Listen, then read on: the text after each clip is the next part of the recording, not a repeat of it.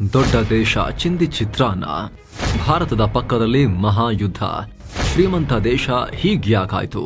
ನಮಸ್ಕಾರ ಸ್ನೇಹಿತರೆ, mastmaga.comಗೆ ಸ್ವಾಗತ. ನಾನು ಅಮರ್ ಪ್ರಸಾದ್. ಸ್ನೇಹಿತರೆ, ಈ ದೇಶ ನೋಡಿದೆನಾ, ಭಾರತದೊಂದಿಗೆ ಸುಮಾರು 1643 ಕಿಲೋಮೀಟರ್ ಗಡಿಯನ್ನ ಶೇರ್ ಮಾಡುತ್ತೆ. ಇಂಡೋ ಪ್ಯಾಸಿಫಿಕ್ ಪ್ರದೇಶದಲ್ಲಿರೋ ಅತ್ಯಂತ ಆಯಕಟ್ಟಿನ ಜಾಗ, ವಿಸ್ತೀರ್ಣದಲ್ಲಿ ವಿಶ್ವದ 40ನೇ ದೊಡ್ಡ ರಾಷ್ಟ್ರ, ಇಸ್ರೇಲ್ಗಿಂತ 5-6 ಪಟ್ಟು ಹೆಚ್ಚು ಜನಸಂಖ್ಯೆ, ಭೂಮಿ ಬಗೆದರೆ ಜಗತ್ತನ್ನೇ ಆಳುವಷ್ಟು ಸಂಪತ್ತು, ಒಟ್ಟಾರೆ ಸೂಪರ್ ಪವರ್ಗೆ ಬೇಕಾದ ಎಲ್ಲವೂ ಈ ರಾಷ್ಟ್ರದಲ್ಲಿದೆ. ಸಮುದ್ರದ ಕನೆಕ್ಷನ್ ಕೂಡ ಇದೆ, ಆಯಕಟ್ಟಿನ ಜಾಗದಲ್ಲಿದೆ. ಆದ್ರೆ ಮೇಲೆ ನೋಡೋ ರೀತಿ ಒಳಗಡೆ ಈ ರಾಷ್ಟ್ರ ಕಾಣಲ್ಲ.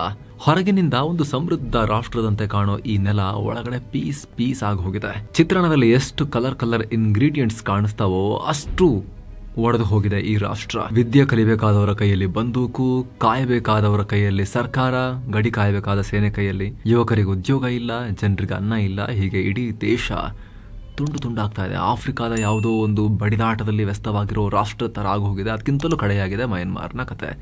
ಹಾಗಿದ್ರೆ ನಿಜಕ್ಕೂ ಮಯನ್ಮಾರ್ನಲ್ಲಿ ಏನಾಗ್ತಾ ಇದೆ? ಪದೇ ನಾಗರಿಕ ದಂಗೆ, ಸೇನಾ ದಂಗೆ, ಬುಡಕಟ್ಟು ಹಾಗೂ ಸರ್ಕಾರಗಳ ನಡುವೆ ಹೊಡೆದಾಟ, ಸೇನೆ ಮತ್ತು ಬುಡಕಟ್ಟುಗಳ ನಡುವೆ ಹೊಡೆದಾಟ ನಿರಂತರವಾಗಿ ಆಗ್ತಿರೋದು ಯಾಕೆ? ಇಲ್ಲಿ ಯಾವ ಸಂಘಟನೆಗಳು ದೇಶವನ್ನ ಹರಿದು ಕಂಟ್ರೋಲ್ ಮಾಡ್ತಿದ್ದಾರೆ? ಆ ಗುಂಪುಗಳಿಗೆ ಶಸ್ತ್ರಾಸ್ತ್ರ, ದುಡ್ಡು ಎಲ್ಲ ಕೊಟ್ಟು ಸಾಕ್ತಿರೋದು ಯಾರು? ಎಲ್ಲವನ್ನ ತಿಳ್ಕೊಳ್ತಾ ಹೋಗೋಣ. ಹಾಗೆ ಈ ಮಯನ್ಮಾರ್ನ ಈ ಸ್ಥಿತಿಯಿಂದ, ಈ ದುರಂತ ಪರಿಸ್ಥಿತಿಯಿಂದ, ಈ ಪ್ರಕ್ಷುಬ್ಧ ವಾತಾವರಣದಿಂದ ನಮಗೆ ಭಾರತಕ್ಕೆ ಏನಾದರೂ ಅಪಾಯ ಇದೆಯಾ? ಇದನ್ನ ಕೂಡ ಅರ್ಥ ಮಾಡ್ಕೊಳ್ತಾ ಹೋಗೋಣ. ಕಡತನಕ ಮಿಸ್ ಮಾಡಿದೆ ನೋಡಿ ಸ್ನೇಹಿತರೆ. ಒಂದು ದೇಶದಲ್ಲಿ 135 ದೇಶ, ಸೇನೆಗಿಂತ ಬಂಡುಕೋರರು ಸ್ಟ್ರಾಂಗ್. ಸ್ನೇಹಿತರೆ, ಮಯನ್ಮಾರ್ ಒಂದು ಕಾಲದಲ್ಲಿ ಬ್ರಿಟಿಷ್ ಭಾರತದ ಭಾಗವೇ ಆಗಿದ್ದ ಈ ನೆಲದಲ್ಲಿ ಇವತ್ತಿಗೂ ಬೌದ್ಧ ಧರ್ಮವೇ ಒಂದು ದೊಡ್ಡ ಧರ್ಮ. ಮಂದಿರ, ಸಂಸ್ಕೃತಿ ಎಲ್ಲವೂ ಭಾರತವನ್ನೇ ಹೋಲುತ್ತೆ. ಇಷ್ಟಾದರೂ ಬುದ್ಧರ ಶಾಂತಿಯನ್ನ ಅವರು ಯಾವತ್ತೂ ಪಾಲಿಸಲಿಲ್ಲ. ಇಡೀ ದೇಶ ಬಂಡುಕೋರ ಸಂಘಟನೆಗಳ ಕೈಯಲ್ಲಿ ಪೀಸ್ ಆಗಿದೆ.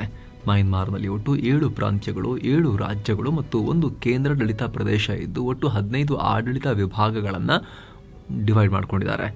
ಆದರೆ ಈ ಎಲ್ಲ ಪ್ರದೇಶಗಳು ಒಬ್ಬರ ಕೈಲಿಲ್ಲ. ಸರ್ಕಾರ ಯಾವುದನ್ನು ಕಂಟ್ರೋಲ್ ಮಾಡ್ತಿಲ್ಲ. ಸರ್ಕಾರವೇ ಇಲ್ಲ. ಸರ್ಕಾರವನ್ನ ಕೆಡವಿ ಬಿಸಾಕಿ ಸೇನೆ ಅಧಿಕಾರ ತಗೊಂಡಿದೆ. ಸೇನೆ ಕೈಯಲ್ಲೂ ಇಡೀ ದೇಶ ಇಲ್ಲ. ಕಳ್ಳರು ಕದ್ದು ಹಂಚಿಕೊಂಡ ಹಾಗೆ ಇಡೀ ದೇಶವನ್ನ ಹರಿದು ಹಂಚಿಕೊಂಡಿದ್ದಾರೆ.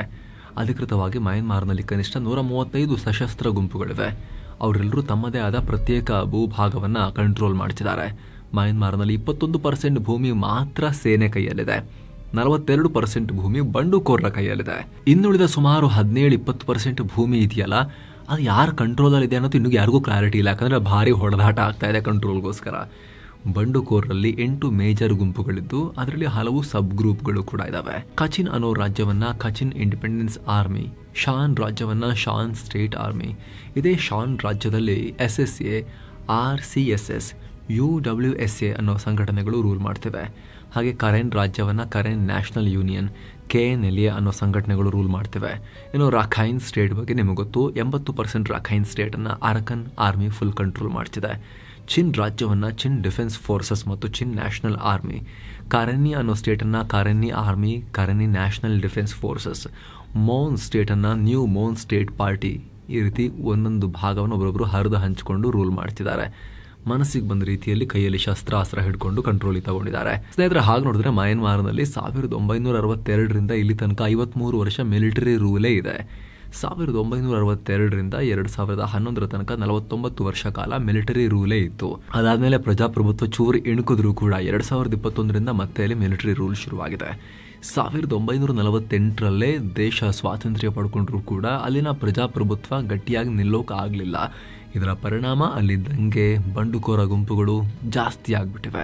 ಇನ್ನು ಸ್ನೇಹಿತರೆ, ವರದಿಯಲ್ಲಿ ಮುಂದುವರಿಯುವ ಮುನ್ನ 7 Sands ಟೂರಿಸಂ ಕಂಪನಿ ಶಿರಡಿ ಹಾಗೂ 3 ಜ್ಯೋತಿರ್ಲಿಂಗಗಳ 3 ನೈಟ್ 4 ಡೇ ಪ್ರವಾಸವನ್ನ ಆಯೋಜಿಸಿದೆ. ಶಿರಡಿ ಸಾಯಿಬಾಬಾ, ಭೀಮಾಶಂಕರ, ನಾಶಿಕ್ ತ್ರಯಂಬಕೇಶ್ವರ, ಕೃಷ್ಣೇಶ್ವರ ಜ್ಯೋತಿರ್ಲಿಂಗ, ಅಜಂತ, ಎಲ್ಲೋರ ಇಲ್ಲೆಲ್ಲ ಹೋಗೋದಿರುತ್ತೆ. ಆಫರ್ ಪ್ರೈಸ್ 28,700 ರೂಪಾಯಿ ಮಾತ್ರ. ಪ್ಯಾಕೇಜ್ ನಲ್ಲಿ flight tickets, 3 star hotel stay, all meals, AC transport ವ್ಯವಸ್ಥೆ, 24/7 ಕನ್ನಡ ಟೂರ್ ಮ್ಯಾನೇಜರ್ ಸೌಲಭ್ಯ ಎಲ್ಲ ಇರುತ್ತೆ. ಹೊರಡೋ ದಿನ 28 ಜುಲೈ 2025. ಕೆಲವೇ ಸೀಟುಗಳು ಲಭ್ಯ. ಆಸಕ್ತರು ಈ ಕೂಡಲೇ ನಂಬರ್ಗೆ ಕಾಲ್ ಮಾಡಿ ನಿಮ್ಮ ಸೀಟನ್ನ ಕೂಡ ಬುಕ್ ಮಾಡಿ. ಬನ್ನೀಗ ವರದಿಯಲ್ಲಿ ಮುಂದುವರಿಯೋಣ.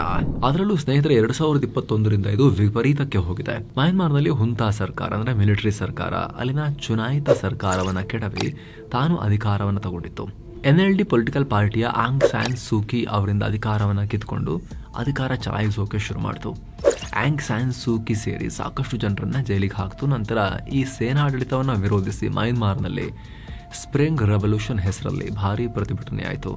ಈ ಪ್ರತಿಭಟನೆಯನ್ನು ಹತ್ತಿಕ್ಕೋಕೆ ಮಯನ್ಮಾರ್ ಸೇನೆ ನಿರ್ದಾಕ್ಷಿಣ್ಯವಾಗಿ ಹತ್ಯೆ ಮಾಡೋಕೆ ಶುರು ಮಾಡಿತು. ಇಲ್ಲಿಂದ ಶುರುವಾಯಿತು ಅಧಿಕೃತ ನಾಗರಿಕ ಸಂಘರ್ಷ. ಸೇನೆಯ ಈ ಕ್ರಮದಿಂದಾಗಿ ತಂಡವಾಗಿ ಸಂಘಟನೆಗಳು ಜನ್ಮ ತಾಳಿದ್ವು. People's Defence Forces, PDF fighters, Kachin Independence Army, Arakan Army, Karen National Army, Chin Defence Forces ಸೇರಿ ಅನೇಕ ಲೋಕಲ್ ಬಂಡುಕೋರ ಗುಂಪುಗಳು ಯುದ್ಧಕ್ಕಿಳಿದ್ವು ಸೇನೆಯ ಆಡಳಿತದ ವಿರುದ್ಧ. ಇದಾದ್ಮೇಲೆ ಸೇನೆ ಇವ್ರನ್ನ ಹತ್ತಿಕ್ಕೋಕೆ ಪ್ರಯತ್ನ ಪಡ್ತು. ಈ ಯುದ್ಧ ಈಗ ದಿನಕ್ಕೂ ತೀವ್ರ ಸ್ವರೂಪಕ್ಕೆ ಹೋಗ್ತಾ ಇದೆ. ಒಂದು ಮಾಹಿತಿ ಪ್ರಕಾರ ಕಳೆದ 4 ವರ್ಷದಲ್ಲಿ 82,000ಕ್ಕೂ ಅಧಿಕ ಜನ ಪ್ರಾಣ ಕಳ್ಕೊಂಡಿದ್ದಾರೆ. 28,000ಕ್ಕೂ ಅಧಿಕ ಜನರನ್ನ ಅರೆಸ್ಟ್ ಮಾಡಲಾಗಿದೆ. 83,000 ನಾಗರಿಕರ ಆಸ್ತಿಯನ್ನು ಸುಟ್ಟು ಹಾಕಲಾಗಿದೆ. 32 ಲಕ್ಷಕ್ಕೂ ಅಧಿಕ ಜನರನ್ನ ಸ್ಥಳಾಂತರ ಮಾಡಲಾಗಿದೆ. ಆಗಾಗ ಈ ಬಂಡುಕೋರರ ಮೇಲೆ ಮಯನ್ಮಾರ್ ಸೇನೆ ಏರ್ ಸ್ಟ್ರೈಕ್ ಮಾಡ್ತಿರುತ್ತೆ. ಆದರೆ ಚೀನಾ ಮತ್ತು ಪಾಕ್ ಮೇಡ್ ವಿಮಾನಗಳನ್ನು ಈ ಬಂಡುಕೋರರು ತಮ್ಮ ಕೈಲಿರೋ ಬಂದೂಕಿನಿಂದಲೇ ಹೊಡೆದು ಬೀಳಿಸ್ತಾ ಇದ್ದಾರೆ. ಈ ಸಂಘರ್ಷದ ಪರಿಣಾಮದಿಂದ ಭಾರತಕ್ಕೂ ದೊಡ್ಡ ಸಮಸ್ಯೆ ಎದುರಾಗ್ತಾ ಇದೆ. ಭಾರತಕ್ಕೂ ಅಪಾಯ. ಸ್ನೇಹಿತರೆ, ಭಾರತದ ಯಾವ ಗಡಿಯಲ್ಲಿ ಹೆಚ್ಚು ಅಪಾಯ ಅಂತ ಹೇಳಿದ ಕೂಡಲೇ ಜನ ಪಾಕಿಸ್ತಾನ, ಚೀನಾ, ಬಾಂಗ್ಲಾ ಅಂತ ಉತ್ತರ ಕೊಡ್ಬೋದು. ಆದರೆ ಇವುಗಳ ಜೊತೆಗೆ ಮಯನ್ಮಾರ್ ಕೂಡ ನಮಗೆ ಆಪತ್ತಿನ ಗಡಿನೇ ಆಗಿದೆ. ಈಗ ಮಯನ್ಮಾರ್ ಭಾರತ ವಿರೋಧಿ ಉಗ್ರರ ಸ್ವರ್ಗ ಆಗಿ ಬದಲಾಗಿದೆ. ಮಯನ್ಮಾರ್ನಲ್ಲಿ ರಾಜಕೀಯ ಅಸ್ಥಿರತೆ, ಪ್ರಜಾಪ್ರಭುತ್ವ ಸರ್ಕಾರ ಯಾವುದೂ ಇಲ್ಲ. ಎಲ್ಲಿ ನೋಡಿದ್ರು ಬರೀ ದಂಗೆ. ಹೀಗಾಗಿ ಈಶಾನ್ಯ ರಾಜ್ಯಗಳನ್ನು ಬೇರೆ ಮಾಡಿಬಿಡ್ತೀವಿ ಅಂತಿರೋ ಬಂಡುಕೋರ ಸಂಘಟನೆಗಳು ಅಲ್ಲಿ ಆಶ್ರಯ ಪಡಿತಿದ್ದಾರೆ. ಅಕ್ರಮ ವಲಸಿಗರ ಹಾವಳಿ, ಮಾದಕ ವಸ್ತು ಕಳ್ಳ ಸಾಗಾಣಿಕೆ ರೀತಿ ಸಿಕ್ಕಾಪಟ್ಟೆ ಸಮಸ್ಯೆ ಇದೆ. ಕೆಲವೊಂದು ಟೈಮ್ನಲ್ಲಿ ಉಗ್ರ ದಾಳಿನೂ ಆಗುತ್ತೆ.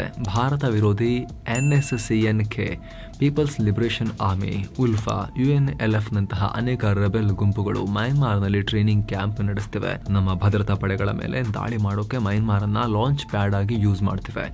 ಮಯನ್ಮಾರ್ ಭಾರತದೊಂದಿಗೆ ಅಂದರೆ ಅರುಣಾಚಲ ಪ್ರದೇಶ, ನಾಗಾಲ್ಯಾಂಡ್, ಮಣಿಪುರ, ಮಿಜೋರಾಂನಂತಹ ರಾಜ್ಯಗಳ ಜೊತೆಗೆ ಸುಮಾರು 1643 ಕಿಲೋಮೀಟರ್ ಉದ್ದದ ಗಡಿಯನ್ನು ಹಂಚಿಕೊಂಡಿದೆ. ಗುಡ್ಡ ಹಾಗೂ ಬೆಟ್ಟ ದಟ್ಟಾರಣ್ಯಗಳಿಂದ ಕೂಡಿರೋದ್ರಿಂದ ಈ ಭಾಗ ನಮ್ಮ ಸೇನೆ ಗಸ್ತು ತಿರುಗೋದು ಕೂಡ ಕಷ್ಟ.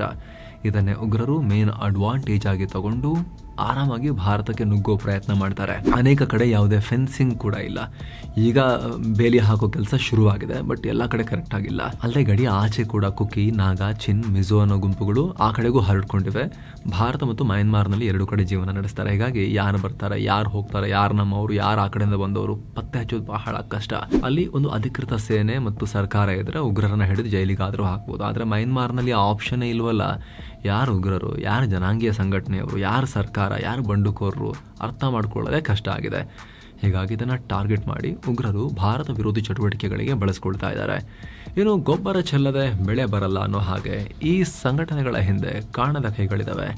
ಚೀನಾ UMSA, NMDAA ನಂತ ಗುಂಪುಗಳಿಗೆ ಶಸ್ತ್ರಾಸ್ತ್ರ ಕೊಡುತ್ತೆ, ಟೆಲಿಕಾಂ ಇಕ್ವಿಪ್ಮೆಂಟ್ ಕೊಡುತ್ತೆ, ಹಣ ಕೊಡುತ್ತೆ. ಇದಕ್ಕೆ ಕಾರಣ ಕೂಡ ಇದೆ. ಮಯನ್ಮಾರ್ನೊಂದಿಗೆ ಚೀನಾ ಬರೋಬ್ಬರಿ 2129 ಕಿಲೋಮೀಟರ್ ಬಾರ್ಡರ್ನ ಶೇರ್ ಮಾಡುತ್ತೆ. ಆದರೆ ಈ ಜಾಗದಲ್ಲಿ ಮಯನ್ಮಾರ್ ಸೇನೆಯ ಪ್ರಾಬಲ್ಯ ಇಲ್ಲ. ಮಯನ್ಮಾರ್ನ ಕಚಿನ್ ಮತ್ತು ಶಾನ್ ಸ್ಟೇಟ್ಸ್ ಚೀನಾದೊಂದಿಗೆ ತಾಕೊಂಡಿವೆ. ಅಲ್ಲಿ ಬಂಡುಕೋರರ ಕಂಟ್ರೋಲ್ ಇರೋದ್ರಿಂದ ಗಡಿಯಲ್ಲಿ ಸ್ಥಿರತೆ ಮತ್ತು ಮಾದಕ ವಸ್ತು ಶಸ್ತ್ರಾಸ್ತ್ರ ಕಳ್ಳ ಸಾಗಾಣಿಕೆ ನಿಯಂತ್ರಣಕ್ಕೆ ಚೀನಾ ಅವರೊಟ್ಟಿಗೆ ಚೆನ್ನಾಗಿ ಸಂಬಂಧ ಮಾಡ್ಕೊಂಡಿದೆ ಬಂಡುಕೋರರೊಂದಿಗೆ. ಒಂದ್ ಕಡೆ ಸೇನೆಗೂ ಸಪೋರ್ಟ್ ಮಾಡ್ತಾ, ಇನ್ನೊಂದ್ ಕಡೆ ಬಂಡುಕೋರರೊಂದಿಗೂ ಚೆನ್ನಾಗಿದೆ.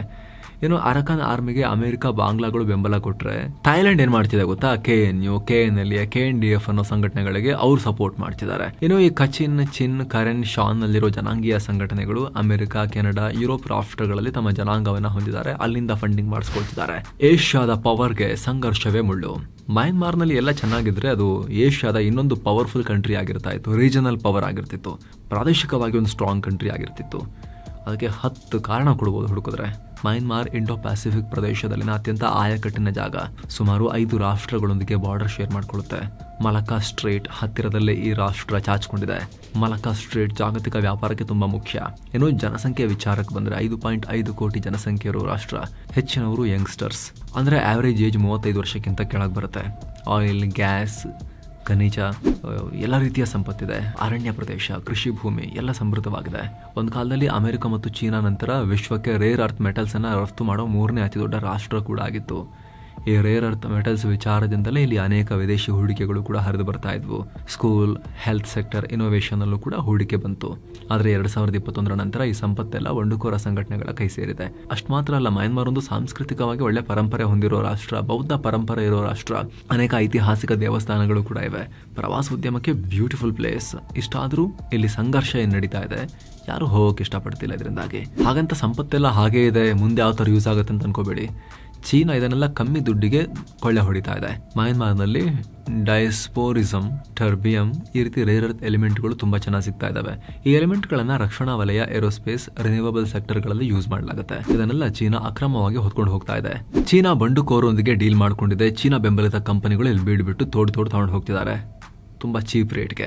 ತೈಲ ನಿಕ್ಷೇಪ ವಿಚಾರಕ್ಕೆ ಬಂದ್ರೆ ಹೇರಳವಾಗಿ ತೈಲ ನಿಕ್ಷೇಪ ಹೊಂದಿದ್ದಾರೆ ಇವರು. 3.2 ಬಿಲಿಯನ್ ಬ್ಯಾರಲ್ನಷ್ಟು ತೈಲವನ್ನ ಹೊಂದಿರೋ ನಿಕ್ಷೇಪ ಮಯನ್ಮಾರ್ನಲ್ಲಿದೆ ಅಂತ ಹೇಳಲಾಗುತ್ತೆ. ಮಯನ್ಮಾರ್ನ ಮಧ್ಯ ಜಲಾನಯನ ಪ್ರದೇಶ, ಚಿಂದ್ವಿನ್ ಜಲಾನಯನ ಪ್ರದೇಶ, ತಾನ್ಲಾವಿನ್ ಜಲಾನಯನ ಪ್ರದೇಶ, ಇಲ್ಲೆಲ್ಲ ಅತ್ಯಧಿಕ ತೈಲ ನಿಕ್ಷೇಪಗಳಿವೆ. ಗ್ಯಾಸ್ ನಿಕ್ಷೇಪಗಳು ಕೂಡ ಮಯನ್ಮಾರ್ನಲ್ಲಿವೆ. 22.5 ಟ್ರಿಲಿಯನ್ ಕ್ಯೂಬಿಕ್ ಫೀಟ್ ನೈಸರ್ಗಿಕ ಅನಿಲದ ನಿಕ್ಷೇಪ ಇದೆ ಅಂತ ಅಂದಾಜಿದೆ. ಚೀನಾ ಮತ್ತು ಥೈಲ್ಯಾಂಡ್ಗೆ ತೈಲ ಮತ್ತು ನ್ಯಾಚುರಲ್ ಗ್ಯಾಸ್ ಅನ್ನ ಸರಬರಾಜು ಮಾಡೋಕೆ ಮಯನ್ಮಾರ್ ಪೈಪ್ಲೈನ್ ಕೂಡ ಹಾಕಿದೆ. ಅಲ್ಲದೆ ಮಯನ್ಮಾರ್ನಲ್ಲಿ ಮಣ್ಣಿನಲ್ಲಿ ಜೇಡ್, ರೂಬೀಸ್, ಆಮೇಲೆ ಸಫೈರ್ಸ್, ಅಂಬರ್ ಈ ರೀತಿ ರತ್ನ ಮತ್ತು ಅಮೂಲ್ಯ ಕಲ್ಲುಗಳಿದಾವೆ. ತಾಮ್ರ, ಚಿನ್ನ, ನಿಕ್ಕಲ್ ನಿಕ್ಷೇಪಗಳು ಕೂಡ ಮಯನ್ಮಾರ್ನಲ್ಲಿ ತುಂಬಾ ಇದಾವೆ. ಇಷ್ಟಾದರೂ ಏನು ಯೂಸ್ ಆಗ್ತಿಲ್ಲ ಆ ರಾಷ್ಟ್ರಕ್ಕೆ. ಭಾರತ ಯಾಕೆ ಸೈಲೆಂಟ್? ಇಷ್ಟೆಲ್ಲ ನಡೀತಾ ಇದ್ರು ಕೂಡ ವಿಶ್ವದ ಅತಿ ದೊಡ್ಡ ಪ್ರಜಾಪ್ರಭುತ್ವ ರಾಷ್ಟ್ರ ಭಾರತ ಯಾಕೆ ಸೈಲೆಂಟ್ ಆಗಿದೆ ಅಂತ ನಿಮಗೆ ಅನಿಸ್ಬೋದು. ಒಂದು, ಮಯನ್ಮಾರ್ ಸೇನೆಗೆ ಯಾರು ವಿರೋಧಿನೋ ಭಾರತಕ್ಕೂ ಅವರು ವಿರೋಧಿಗಳಾಗಿದ್ದಾರೆ, ಅದೊಂದು ವಿಚಾರ. ಸೇಮ್ ಟೈಮ್ ಮಯನ್ಮಾರ್ ಸೇನೆ ಜೊತೆಗೆ ಭಾರತ ಒಳ್ಳೆ ಸಂಬಂಧ ಇಟ್ಕೊಂಡಿದೆ. ಗಡಿಯಲ್ಲಿ ಕಾರ್ಯಾಚರಣೆ ಮಾಡೋಕ್ಕೂ ನಮಗೆ ಅವ್ರು ಹೆಲ್ಪ್ ಮಾಡ್ತಾರೆ. ಅವ್ರ ರಾಷ್ಟ್ರಕ್ಕೆ ನುಗ್ಗಿ ಹೊಡೆಯಕ್ಕೆ ಅವರೇ ಹೆಲ್ಪ್ ಮಾಡ್ತಾರೆ, ಉಗ್ರರ ಮೇಲೆ ದಾಳಿ ಮಾಡೋಕ್ಕೆ. ಹಾಗಂತ ಪೂರ್ತಿಯಾಗಿ ಮಯನ್ಮಾರ್ ಸೇನೆ ಜೊತೆಗೆ ಭಾರತ ಸ್ಟ್ರಾಂಗ್ ಆಗಿ ನಿಂತ್ಕೊಂಡ್ಬಿಟ್ಟಿದೆ ಅಂತಲ್ಲ. ಭಾರತ ಕೂಡ ಇತ್ತೀಚೆಗೆ ಯಾರು ಪ್ರಾಬಲ್ಯ ಹೊಂದಿದಾರೋ, ಉದಾಹರಣೆಗೆ ಅರಕನ್ ಆರ್ಮಿ, ಅವರೊಂದಿಗೂ ಸಂಬಂಧ ಸರಿ ಮಾಡ್ಕೊಳ್ಳೋಕೆ ಪ್ರಯತ್ನ ಪಡ್ತಾ ಇದೆ. ಇದು ಕೂಡ ನ್ಯಾಷನಲ್ ಸೆಕ್ಯೂರಿಟಿ ಕಾರಣಕ್ಕೆ. ಚೀನಾ ಹೇಗೆ ಮಯನ್ಮಾರ್ ಸೇನೆಯೊಂದಿಗೂ ಚೆನ್ನಾಗಿದ್ಕೊಂಡು ಅವರ ಬಾರ್ಡರ್ನಲ್ಲಿರೋ ರಾಜ್ಯಗಳಲ್ಲಿರೋ ಬಂಡುಕೋರರೊಂದಿಗೂ ಚೆನ್ನಾಗಿದ್ಕೊಂಡು ಹೇಗೆ ಬ್ಯಾಲೆನ್ಸ್ ಮಾಡ್ತಿದೆ, ಭಾರತವು ಅದೇ ರೀತಿ ಮಾಡ್ತಾ ಇದೆ ಮಯನ್ಮಾರ್ ವಿಚಾರದಲ್ಲಿ. ಡೆಮೋಕ್ರಸಿ ಬರಲಿ, ನಾವು ಸೇನೆ ವಿರೋಧಿಸ್ತೀವಿ ಅಂತ ಅದಕ್ಕೆ ಭಾರತನೂ ಹೇಳ್ತಾ ಇಲ್ಲ. ಇದು ಮಯನ್ಮಾರ್ನ ಸದ್ಯದ ಪರಿಸ್ಥಿತಿ. ಒಂದು ರಾಷ್ಟ್ರ, ಅದರೊಳಗಡೆ ಮತ್ತೆ ಹಲವಾರು ರಾಷ್ಟ್ರ ಅನ್ನೋ ವಾತಾವರಣ. ಇದಕ್ಕೆ ಸಂಬಂಧಪಟ್ಟಂತೆ ಡೀಟೇಲ್ ಆಗಿ ನಿಮಗೆ ಮಾಹಿತಿ ಕೊಡೋ ಪ್ರಯತ್ನವನ್ನ ಮಾಡಿದ್ದೀವಿ. ನಿಮಗೆ ಏನನ್ಸುತ್ತೆ ಸ್ನೇಹಿತರೆ, ಕಾಮೆಂಟ್ ಮಾಡಿ ತಿಳಿಸಿ. ಮತ್ತೆ ಭೇಟಿ ಆಗ್ತಿರೋಣ. ನಮಸ್ತೆ.